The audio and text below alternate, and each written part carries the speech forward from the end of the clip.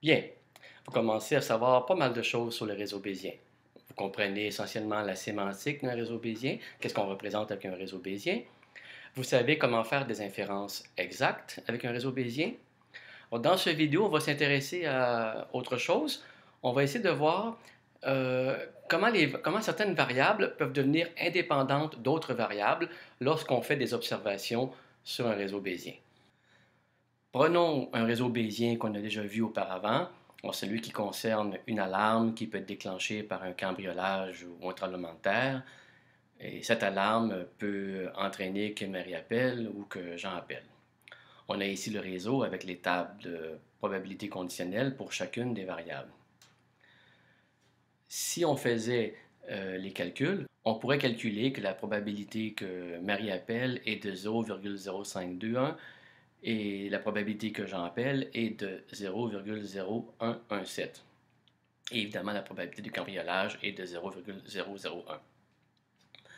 Supposons maintenant qu'on apprend qu'il y a un tremblement de terre. Donc, tremblement est égal à true. Est-ce qu'il faudrait ici réviser la probabilité qu'il y ait un cambriolage? Est-ce que ça a changé? La réponse, c'est non. Parce qu'elles sont indépendantes. Le fait qu'il y ait eu un tremblement de terre, ça n'augmente pas ni ne diminue pas la probabilité qu'il y ait eu un cambriolage. Et si on regarde maintenant Marie appelle et Jean appelle, est-ce que ces probabilités ont changé? Mais la réponse, bien sûr, c'est oui. Parce que, évidemment, s'il y a eu tremblement de terre, il y a une possibilité que l'alarme ait été déclenchée, okay, plus forte. Et puis, si l'alarme est déclenchée, on sait que ça va entraîner le fait que, possiblement, que Marie appelle ou que Jean appelle. Donc, les probabilités ont augmenté dans les deux cas. Donc, dans ce cas-ci, il n'y a pas d'indépendance entre le tremblement de terre et le fait que Marie appelle ou le fait que Jean appelle. Donc, ces variables-là ne sont pas indépendantes. Donc, ça, c'est le cas. On ne connaît rien sur les variables. Donc, on sait déjà que tremblement et cambriolage sont indépendants, mais que tremblement et Marie appelle ne sont pas indépendants. Maintenant, on va supposer qu'on est informé que alarme est égal à true, c'est-à-dire l'alarme a été déclenchée. Alors, en utilisant une technique d'inférence exacte, on va voir que la probabilité de cambriolage, elle a augmenté. Elle est maintenant de 0,3736. Pour ce qui est de Marie appelle et Jean appelle, c'est 0,9 et 0,7 puisque c'est ce que les tables de probabilité nous disent lorsque alarme est égal à true. Supposons maintenant qu'on apprend que tremblement est égal à true, c'est-à-dire qu'il y a eu un tremblement de terre. Est-ce que ça change la probabilité de cambriolage? La réponse, c'est oui. La probabilité de cambriolage a nettement diminué. Okay? C'est normal, ceci, puisqu'il y a deux raisons possibles pour expliquer l'alarme. On apprend qu'il y a eu un tremblement de terre. Ça favorise donc ceci comme raison pour expliquer le déclenchement de l'alarme. Ça va donc diminuer la probabilité qu'il y ait cambriolage. Est-ce que la probabilité que Marie appelle, que Jean appelle, a changé? Non, pas du tout, puisque de toute façon, ça dépend ici de alarme, et alarme était déjà fixé à true. Revenons maintenant au cas où aucune observation n'est faite sur les variables. Alors, je vous rappelle que la probabilité que Marie appelle est 0,0521 et la probabilité que Jean appelle est 0,0117. Et là, on va supposer qu'on apprend que Marie appelle égale true. Donc, on apprend que Marie a appelé. Est-ce que ça change la probabilité que Jean appelle? La réponse, c'est oui, bien sûr. La probabilité a augmenté. On peut facilement comprendre pourquoi, sachant que si Marie appelle, c'est possiblement parce que l'alarme a été déclenchée. Donc, le fait que Marie appelle augmente la probabilité qu'une alarme ait été déclenchée. Et si la probabilité du déclenchement d'une alarme augmente, forcément, ça va augmenter la probabilité que Jean appelle. Encore une fois, maintenant, supposons qu'on a une observation sur l'alarme, c'est-à-dire que c'est égal à true, une alarme a été déclenchée. Est-ce que si on apprend que Marie appelle, ça va changer la probabilité que j'en appelle? La réponse est non, puisque la probabilité que j'en appelle dépend de l'alarme, et l'alarme, on sait déjà que c'est true, donc ça ne va pas changer ici. Finalement, on va supposer maintenant que ce qu'on sait, c'est que Marie appelle. On apprend que tremblement de terre est égal à true. Est-ce que ça change la probabilité de cambriolage? La réponse, c'est oui. La probabilité a diminué. Okay? Pourquoi? On peut le voir intuitivement. Si Marie appelle, c'est fort probablement parce qu'une alarme a été déclenchée. Et l'alarme a été déclenchée probablement par le tremblement de terre, puisqu'on a appris qu'il y a un tremblement de terre. Donc, encore une fois, comme on a vu plus tôt dans un autre exemple, ben, si le tremblement de terre est l'explication privilégiée pour l'alarme, ben, ça diminue la probabilité de cambriolage. On a vu dans ce qui précède que lorsqu'on a des observations qui sont faites sur certaines variables d'un réseau bayésien, il y a des choses qui peuvent se produire. Par exemple, deux variables qui étaient indépendantes avant peuvent devenir dépendantes. Et il y a aussi le contraire, deux variables qui étaient dépendantes avant peuvent devenir indépendantes.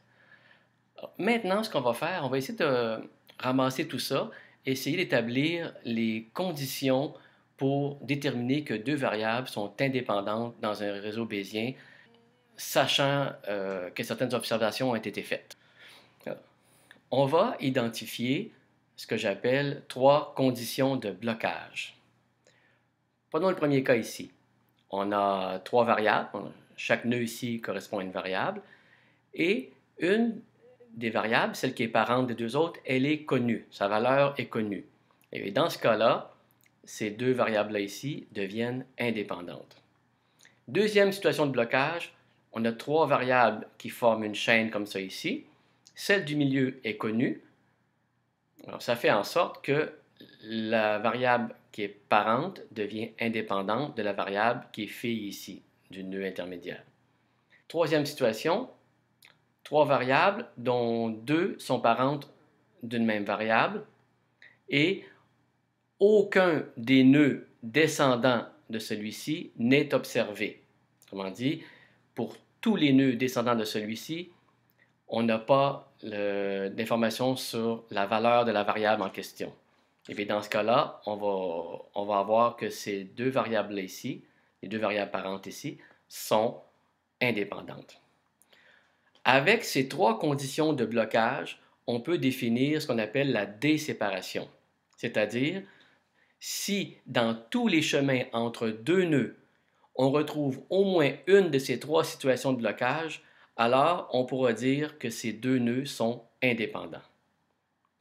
Vous voyez, c'est pas très compliqué. Mais peut-être que vous avez envie d'avoir quelques exemples pour mieux comprendre. Alors, allons-y. Bon, reprenons notre réseau bayésien, ici. Et dès le départ, on sait que cambriolage et tremblement sont indépendants, puisque dans le seul chemin qui unit ces deux variables-là, on a la troisième condition qui est respectée ici, puisqu'ils sont tous les deux parents d'un nœud, tel que tous les fils sont des variables non observées. Maintenant, on va supposer que alarme est connu, donc égal à true ici. On va remarquer ici que cambriolage et Marie-Appel sont indépendants, puisque dans le seul chemin qu'il y a entre ces deux variables-là, on a la deuxième condition qui s'applique, c'est-à-dire une chaîne de trois nœuds dont celui du milieu est connu. Même chose pour cambriolage et Jean-Appel, qui sont indépendants pour la même raison. Et à cause de la première condition, on a que Marie-Appel et Jean-Appel sont indépendants, puisqu'ils sont tous les deux enfants d'un nœud observé. Vous trouvez peut-être que ces exemples sont un petit peu trop simples. Pas de problème, je vais vous en proposer un plus compliqué. Le voici, un réseau bayésien avec plein de variables et plusieurs chemins possibles entre les variables. Supposons d'abord que G est connu. Dans ce cas, on va découvrir que M et H sont indépendants. Pourquoi? Regardons les trois chemins, en commençant par les deux chemins ici qui passent par en haut. Donc, il y a deux chemins ici qui vont de H à M. Et les deux chemins passent par D ici. Et D respecte la troisième condition, c'est-à-dire que les deux nœuds du chemin sont parents de ce nœud-là, et ce nœud-là n'a aucun descendant qui est connu. Regardons le troisième chemin entre M et H, qui passe comme ça ici. On remarque qu'ici, on a la deuxième condition qui s'applique, c'est-à-dire qu'il y a le nœud M et J qui sont liés par la variable G qui est connue ici. Donc, M et H sont indépendants. Par contre, A et J ne sont pas indépendants. Okay? Bien sûr, si on regarde ces deux chemins-là ici, celui-là et celui-là, on a la deuxième condition qui s'applique ici. Mais il y a un troisième chemin ici où on n'a aucune des trois conditions qui s'appliquent. On va supposer maintenant que A est connu dans notre réseau et ça va faire en sorte que M et D sont indépendants. En effet, si on garde le premier chemin ici, on voit que la première condition s'applique. Un nœud parent des deux autres nœuds est connu. Dans le deuxième chemin ici, on voit que la troisième condition s'applique ici. Alors, deux nœuds sont parents d'un nœud qui est inconnu et dont tous les descendants sont inconnus. Et finalement, dans le troisième chemin, on a encore une fois la troisième condition qui s'applique, c'est-à-dire deux nœuds du chemin sont parents d'un nœud qui est inconnu et dont tous les descendants, mais ici il n'y en a pas, donc ça ne s'applique pas. Supposons maintenant que C est connu. Alors, on va découvrir ici que M et H sont indépendants. Voyons voir pourquoi. Ici, dans le chemin ici qui passe par en haut, c'est la deuxième condition qui s'applique, c'est-à-dire on a une chaîne de trois nœuds dont celui du milieu est connu. Dans le deuxième chemin ici, on voit que c'est la première condition qui s'applique, c'est-à-dire un nœud parent des deux autres nœuds qui sont dans le chemin. Et finalement, le troisième chemin ici, c'est encore une fois la troisième condition qui s'applique. Finalement, on voit aussi que G et L sont indépendants. Pourquoi ici, dans le premier chemin ici qui passe par A, on voit que la deuxième condition s'applique ici. Dans le deuxième chemin qui passe par C, qui redescend ici, on a la première condition qui s'applique ici. Et finalement, dans ce chemin-ci, on a la troisième condition qui s'applique. Voilà. Vous êtes capable maintenant de déterminer pour deux variables dans un réseau bayésien si elles sont indépendantes.